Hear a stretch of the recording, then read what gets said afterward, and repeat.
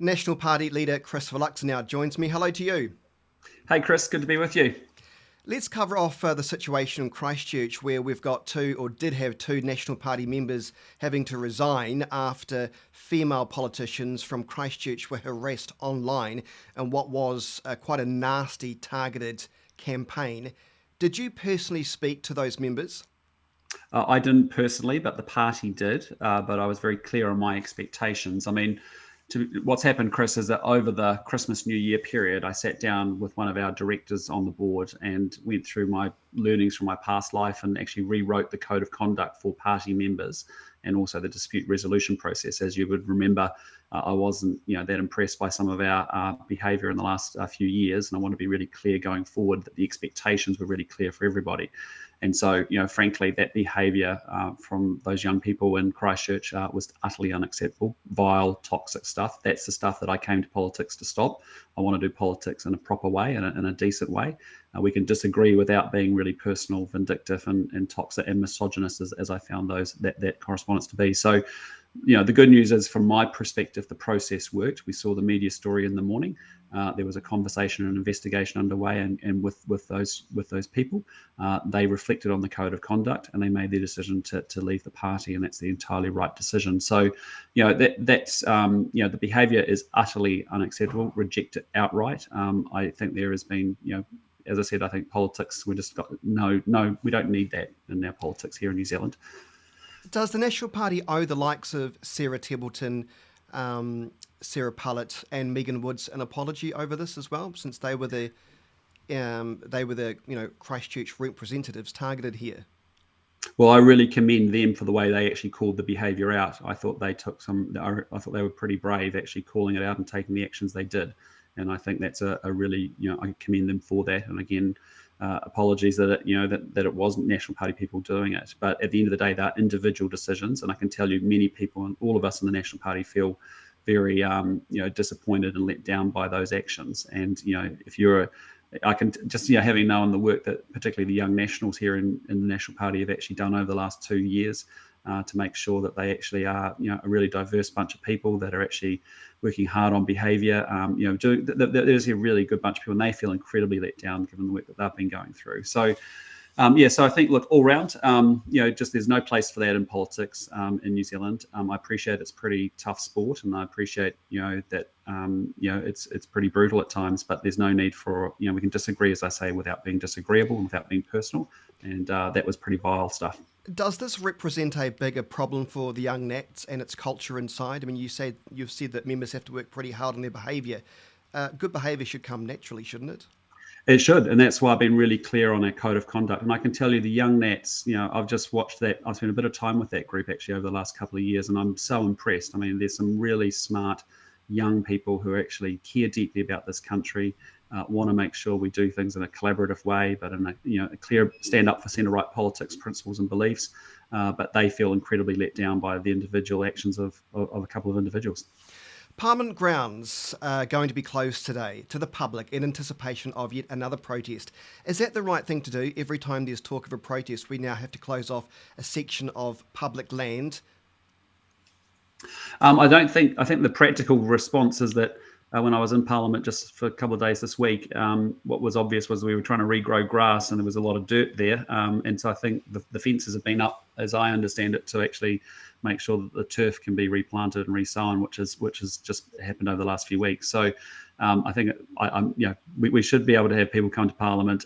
As I said before, we've engaged with petitioners and protesters in the past. It's an important part of the process. So we don't want accessibility to Parliament to be constrained in any sense. But I think there's some practical things going on, just given we're recovering from the last round of protests where there was a lot of damage to those grounds. I saw there were marijuana plants that were growing there at one stage as well. You didn't take them, did you? Or maybe the No, gardeners did. no, not at all. But I mean, there's a lot of damage there, and there's been a lot of work going on in the last few weeks to sort of re-sow and fix things up after some damage. So I don't know what they're protesting over this time, but I've been told the protest could last 14 days. Would that be a concern for you, that what we could see is something similar to last time, where the protest grows as the anti-government protesters start to descend on Wellington, or do you think they've done their dash now? Well, look, it's just to be honest, Chris, until I sort of see what actually shows up today and in the next few days, and what the actual nature of the protests actually is, it's a little bit unclear to me. If it's about vaccine mandates, well, and passes, well, we've got to the point, as we've said, post Omicron, where we will post the peak, that actually the utility of mandates is no longer necessary, and there's been concessions there, which have been the right things to do. So I'm not sure exactly what the nature of the protest will be, and I we'll guess we'll judge that find when we out. see it. We'll find We'll out. find Trade Me out for sure. data now shows the medium rents have again hit a new record high. And you've said, or at least your colleague has said, that demonstrates Labor's complete failure on housing. Then what would Yeah. National do to bring rent prices down, because they are out of control? If you were in government, give me a solution. What would you do right now? Right now, today, I'd go in and I'd move the bright line test back from 10 years to 2 years, and I would also remove the interest deductibility, put the interest deductibility piece back in for landlords. Essentially, what's happened is the Inland Revenue Department and government departments said to the government a year ago, "Hey, listen, don't remove interest deductibility, don't extend the bright line test, because those are going to drive higher costs, create less supply of rental properties, and that'll drive to higher rentals as well." And lo and behold, so don't do it. And the government went ahead and did it because they actually thought landlords were all evil property speculators. Turns out that about 70% of our landlords are mum and dad investors who own one or two rental properties to augment their retirement savings. And lo and behold, rents have gone up another $50. I think you've seen the Trade Me results that have come through in 7 or 8 months, up rents up another 8.5%.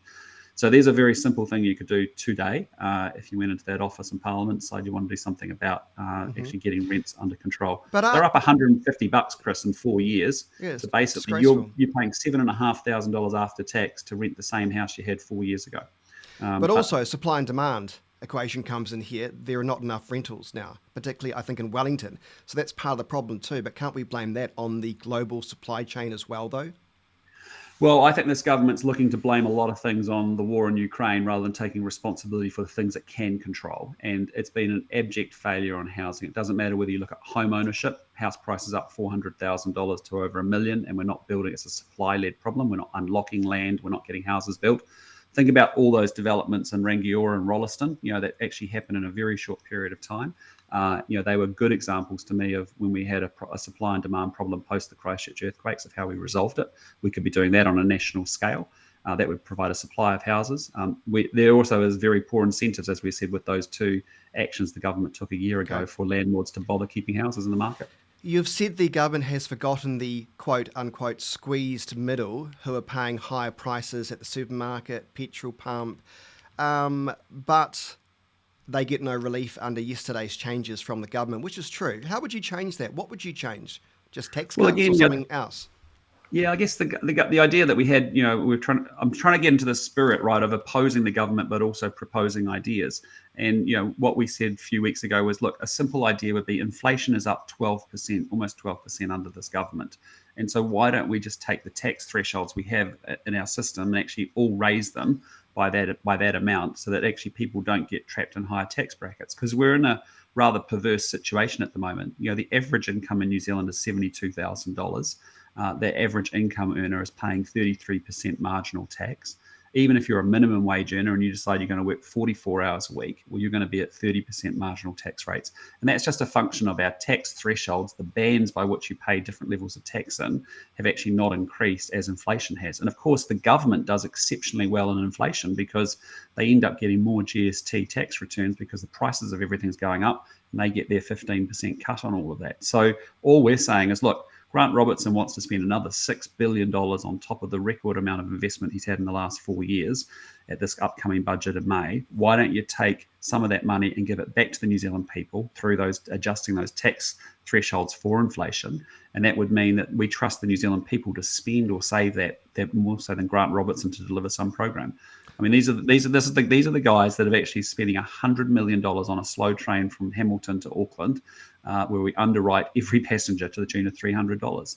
These are the guys that spent $50 million just exploring with consultants a possibility of a walking bridge across the Waitemata Harbour. So, I trust New Zealanders to do more with their money or make better decisions with their money than Grant Robertson, who's just frankly addicted to spending and then going to tax us for it. Yeah, well, when I was looking at what the government announcement was yesterday about more money for this and that, I thought, well, that's all very well, but do you think there needs to be some kind of policy change so we're not having to provide so much from a government perspective? That's what you're saying, essentially, aren't you? Yeah, you've got to the big issue, because actually behind all these issues about how you solve for fuel, how you help low and middle income earners, really there's a bigger question, which is what you just asked, which is really around, well, how are these guys managing the economy through a time of inflation? And essentially, they've just relied on basically a 68% increase in government spending, which is profound, which led to a doubling of the debt. Yes, some of it was needed for COVID, but only half of it was actually spent on COVID. Then they've also relied on very low, record low interest rates to propel the economy at a top line level. But underneath all of that, it's really uneven as to how it impacts people. There's two things they need to do, Chris. There's three things really to do at this time. One is, yes, the Reserve Bank has to raise interest rates in response to rising inflation, because they've got a remit to be within, keep inflation between 1% to 3%. It's now got out of the box up at 6%. But you don't leave them just to keep cranking up interest rates. You want them to take as little interest rate increase as they possibly can. Interest rate bills are already up $8,000 with interest rate increases over the last year for an average mortgage of $700,000.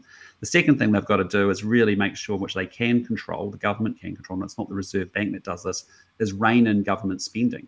And when you've had a 68% increase in government spending, another $6 billion, the most we've ever had added to a budget in the history of this country, coming to us in May, the OECD, National Party, has been calling for months to say, hey, listen, we've got some amber lights on the dashboard. We need to rein in the spending. We don't need to make cuts, but you do need to make sure any new spending is actually, we don't need new spending, and we need to be really careful about how we're doing it. Don't spend it on dumb stuff. Make sure that the money's being well spent, well prioritised, all those good things. And there's no financial discipline within this government. There's no targets for delivery or any of those sorts of things. And the third thing you have to do is actually really back small business across New Zealand, because these are people who are also doing it tough. They often earn, after running their business, no more than what people earn on a salary. But they're the people that actually drive into higher revenues and higher product value, products and services, which drives to higher wages, which gives people more choices. So, those are the things that you need to be doing. And Australia's been doing that well. And if you don't do it right, the problem is this, is that, fundamentally our houses are more expensive than they are in Australia. You work for an hour as an average Kiwi to earn what an average Australian takes 45 minutes to earn. And the Australians have a 3.5% inflation rate, very freaked out about it going to 5%. We're at 6%, heading away to 7.5%. So, and then you sit there and go, well, what sort of opportunity is there for me in New Zealand? And we want New Zealanders to stay in New Zealand because we think this is a great country. We have to create those opportunities for people. So I think you're right. The big issue is macro settings on how they run inflation. And gee, if you let it get into an economy, as my parents would remind me in the early 80s, dealing with 21% interest rates and high double-digit inflation, it's really hard to get rid of it once it takes root. Just finally, too, something that was picked up by the media earlier this week, but I don't think it got enough coverage, and that was the mental health money that's being spent in the name of mental health, but nothing essentially has changed. That's devastating news, isn't it? Particularly for those on the ground.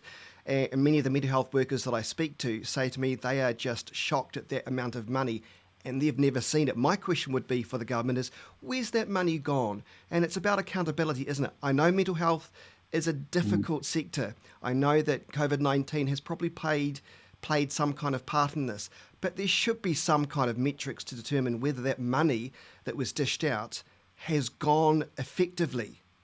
Yeah, that is the poster child of what I'm talking about. These guys are spending money with no focus on outcomes. And Chris, you're right about mental health. 1 in 5 of us in our lifetime will suffer a mental health issue. And so this is not a political thing. It's not a party thing. It's a New Zealand thing. And when we said there's $2 billion that has been spent and we've had no improvement in any outcomes, and more worryingly, we just don't seem to measure outcomes. When the national government was in power last time, we had something called better public service targets. And so civil servants would go into work today and they'd actually know what they're there to do, because they might be working to improve, immunisation of rheumatic fever amongst 8-month-olds, or working on mental health metrics and the delivery of those. But now we've got 14,000 more bureaucrats added in 4 years, costing us $2 billion a year.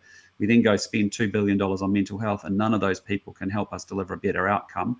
So I think that's the problem here. The government confuses spending money with outcomes, and they're two very different concepts. You have to have high quality spending, and you have to be ruthlessly focused on outcomes. And surely that's what matters for us as politicians. Is that's the way you improve people's daily lives, is you secure outcomes and results, and you get things done, not just talk about it. And don't get me started on the amount of money that's spent on advertising agencies, but that's another story for another day. National Party leader Christopher Luxon, have a great weekend. Nice to speak with you. Likewise, Chris. Thanks for your time. Appreciate it.